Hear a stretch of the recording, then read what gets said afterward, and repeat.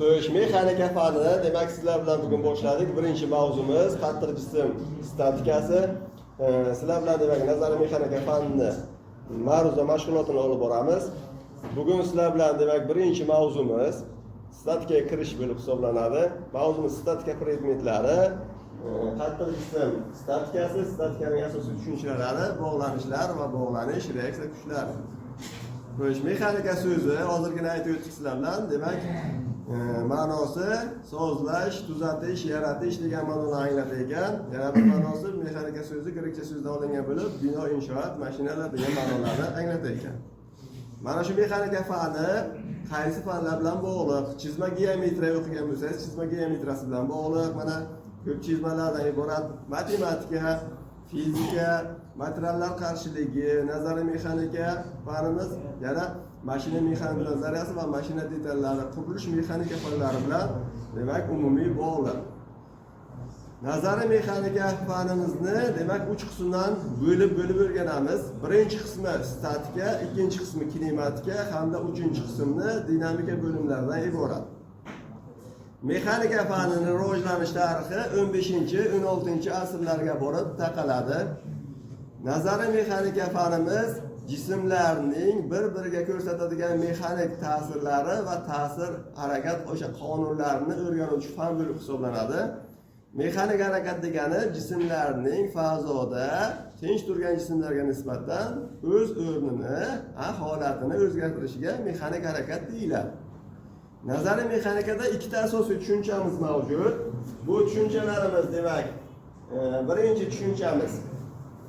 tushunchamiz absolyut qattiq jism hamda kuch ikkinchisi.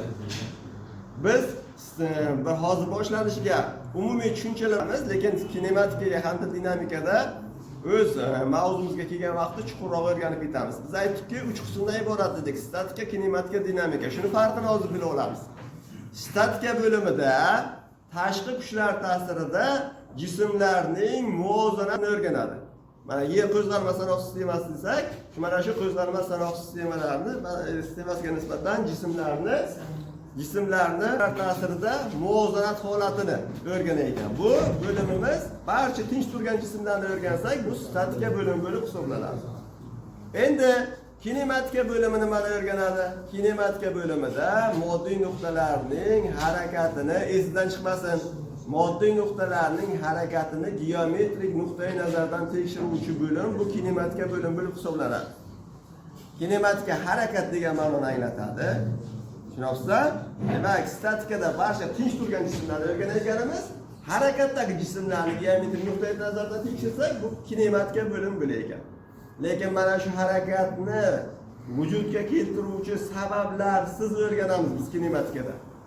Agar harakatni sabablar bilan o'rgansak, bu dinamika bo'limi bo'lib hisoblanadi. Ya'ni kuchlar ishtirokida o'rgansak, bu dinamika bo'limi bo'lib hisoblanadi. Dinamika degani bu kuch degani. Xo'sh, tinch turgan jismlarni o'rgansak, bu statika bo'lar ekan. Harakatdagi jismlarni o'rgansak, bu kinematika bo'lar ekan.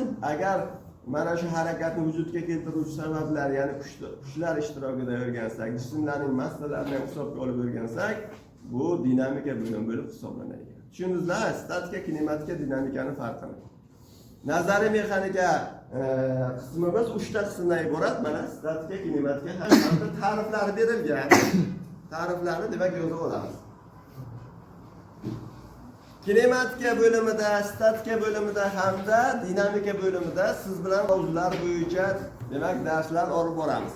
Statika bo'limida mana har xil ranglar bilan belgilab qo'yilgan statika bo'limida biz mana kesuvchi kuchlar sistemasini, kuch momentini, juft kuchlarni, tekisdagi kuchlar sistemasini, fazodagi kuchlar sistemasini, ishqalanish kuchlari, qattiq jism statikasi, mana shu mavzular bo'yicha sizdan tanishib o'tamiz. Kinematika bo'limida esa mana nuqta kinematikasi, qattiq jismning ilgarilanma harakati, qattiq jismning aylanma harakati, qattiq jismning tekis parallel harakati hamda nuqtaning murakkab harakatlari bilan tanishib o'tamiz. Dinamika bo'limida dinamika qonunlari, moddiy nuqta dinamikasi, mexanik sistema dinamikasi, dinamikaning umumiy tushunchalari, Dalamier prinsiplari hamda analitik mexanika. Yana dinamika bo'limiga kelgan vaqtimiz dinamika o'zi 3 qismdan iborat, kinematika bo'limi 2 qismdan iborat. Bularni alohida bo'lib, demak bo'limlarga bo'lib o'rganamiz.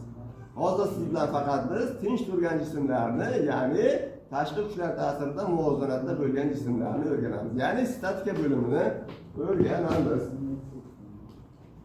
Mana bu yerda endi biz aytdikki, statika bo'limida ikkita asosiy tushunchamiz mavjud dedik. Birinchisi absolyut qattiq jism, ikkinchisi kuch. Mana jismlarni masala yechgan vaqtimizda biz absolyut qattiq jismlar deb qaraymiz. Absolyut qattiq jismlar deb nimaga aytiladi? Siz bir narsani yaxshi esingizga saqlab qoling. Tabiatda, real hayotda barcha jismlar deformatsiyaga uchraydi. Deformatsiyaga uchramaydigan jism yo'q. Masalan, mana absolyut qattiq jismga biz ta'rif beramiz. Tashqi kuchlar ta'sirida jismning ixtiyoriy ikki nuqtasi orasidagi masofa o'zgarishsiz saqlansa, bunday jismlar absolyut qattiq jismlar deyiladi. Mana partaga kuchlar ta'sir qiladi, bir nechta kuchlar. Biz yana shu ikkita tirsagimiz bilan ham yana kuch ta'sir etsak, shu partamiz cho'zilyaptimi, yoki siqilyaptimi, yoki egilyaptimi, yoki buralyaptimi? Birovda ikki nuqtasini oralig'idagi masofa o'zgaryaptimi? Yo'q. Demak, mana shu jismni biz absolyut qattiq jism deb qarasak bo'ladi. Ammo mana shu aytib o'tganimizdek, deformatsiyaga uchramaydigan jismlar mavjud emas dedik. Chunki bu bizni ko'rsatadigan ta'sirimiz. Bundan og'ir kuchlardan ta'sir ko'rsatsak, shu ham nima bo'ladi? O'z mustahkamligini yo'qotadi. Mana tepadan piltani keltirib tashlang yoki 1 tonna 2 tonnalik narsani qo'ying qani, shu deformatsiyaga uchramaydi. Barcha jismlar, po'lat ham, yog'och ham, xohlagan bir jismimizni o'zining kritik nuqtalari bor. Kritik nuqtasi degani kuch ta'sir etgan vaqtimiz eng og'ir kuch ta'sir etgan vaqti o'sha nuqtadan mustahkamligini yo'qotadi. Ya'ni nima bo'ladi? Sinishgan mana shu nuqta. Demak, barcha jismga ega. Hattoki mana barkalarimiz ham hozir mana 5 etajga mo'ljallangan. Shunga 100 etaj yoki 200 etaj qilib qo'ysak, bu barkalarimizga bardosh bera olmaydi. Shuning uchun juda kichik deformatsiyaga uchraydigan, ko'zimiz bilan ham bilmaymiz, to'g'rimi? Mana shunday jismlarni biz absolyut qattiq jismlar deb qarasak bo'ladi. Ana ikkinchi tushunchamizni o'tamiz. Ikkinchi tushunchamiz bu kuch. Kuchga ta'rif keltiradigan bo'lsak, mana siz fizika kurslariga o'tgansizmi? Maktablarga fizika o'tilgan. Demak, jismga ta'sir etib, uning tinch holatini yoki to'g'ri chiziq va tekis harakatini o'zgartiruvchi sababga kuch deyiladi. Agar yodlab qolish imkoniyati sizga pastroq bo'lsa, mana ko'z oldingizga keltiring. Jismning vaziyatini o'zgartiruvchi sababga kuch deyiladi. Mana A nuqtaga turgan edi, B nuqtaga ko'chirdik. Nima deymiz endi? Kuchni evazigami? Demak, jismning vaziyatini, mana holatini o'zgartiruvchi sababga kuch deyiladi desak, esingizga qolsa, shu ham bo'ladi. Ha, to'g'rimi? Agar bu uzun ta'rif esingizga qolmasa. Og'irlik kuchlardan ta'rif keltirib chiqarishingiz mumkin. Ha, normal kuchlar. Mana demak, holatni o'zgartiruvchi sababga. Endi fizik kattaliklarimizga biz skalar kattaliklar deymiz, vektor kattaliklar deymiz, o'qiganmiz, to'g'rimi? Skalar kattalik deb faqat son qiymatga ega bo'lsa, bunday fizik kattaliklarimiz skalar kattaliklar deyiladi. Masalan, massa necha kilogrammsiz? 90 kilogramm. Ha? Faqat son qiymatga egami? Demak, bu nima bo'ladi? Skalar kattalik bo'ladi. Yo'l necha kilometr? 90 kilometr. Bular skalar kattalik. Soat necha bo'ldi? Ha, soat 1,5 bo'ldi. Bu ham son qiymatga ega, skalar kattalik. Faqat bitta son qiymat, bitta faktorga ega. Endi mana bu fizik kattaliklarimiz ikkita faktorga ega bo'ladi. Ham son qiymatga ega, ham yo'nalishga ham ega. Tezligimiz yo'nalishga egami? Ega. Son qiymatga egami? Ega. Kuchimiz jismning boshlanish nuqtasidan oxirgi nuqtasiga yo'nalgan kesmaning uzunligi. Tutashtirilgan kesma emas. Ta'rif: yo'nalgan kesmaning uzunligiga kuch deyiladi. Yo'l bilan ko'chish ham shu farq qiladi. Yo'l, ha? Skalar kattalik, ko'chishchi vektor kattalik. Tezlanish vektor kattalik, ham son qiymatga ega, ham yo'nalishga ega. Endi faqat bitta fizik kattaligimiz bor, vektor kattalik bo'lib, unga 3 ta faktor bor. Barcha fizik kattaliklarimizga 2 ta faktor bor. Lekin faqatgina kuchga 3 ta faktor berilgan. Bu uchinchisi qo'yilish nuqtasi. Ham qo'yilish nuqtasi bor, ham yo'nalishi bor, hamda miqdori bor. Mana bitta jismni qaysi bir nuqtasiga kuch ta'sir ettirasizmi? Nuqtasi. Demak, 3 ta faktori bor ekan. Birinchisi qo'yilish nuqtasi. Mana A nuqtaga qo'yilyapti kuchimiz.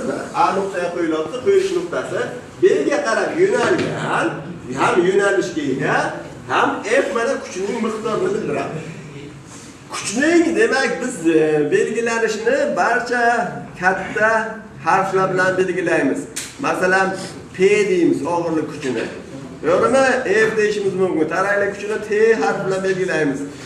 Zo'riqish kuchlari bor, stерженlarda hosil bo'ladigan.